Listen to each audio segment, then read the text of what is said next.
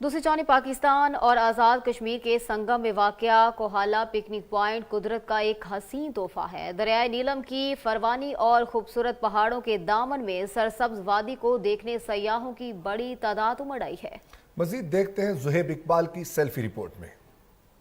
जी बिल्कुल, मैं इस वक्त मौजूद हूँ पाकिस्तान कश्मीर के आप यूँ समझ लीजिए कि ये बार्डर का मुकाम है।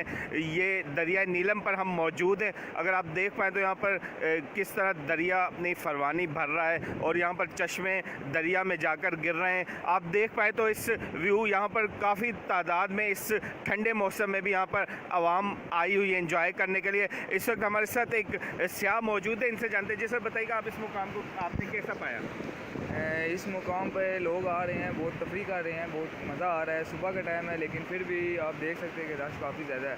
मतलब ये है कोहाला का पॉइंट कहलाता है। इस पर मतलब लोग आते हैं पिकनिक प्रोग्राम वगैरह करने के लिए। साइड पे मतलब अपनी घर से घरेलू सामान भी लेके आते हैं, जिसकी वजह से बहुत इंजॉय करते हैं वो यहाँ पर आके। एक और स्याह मौजूद है, सब इनसे जानते हैं। जी सर, बताइएगा आप यहाँ पर कैसा महसूस कर? बिल्कुल, इस वक्त हम मौजूद हैं कोटला आज़ाद कश्मीर मुजफ्फराबाद के नज़दीक। बहुत ज़बरदस्त पॉइंट है, बहुत मज़ा आ रहा है और काफ़ी हाई टेम्परेचर इस वक्त यहाँ मौजूद महसूस हो रहा है।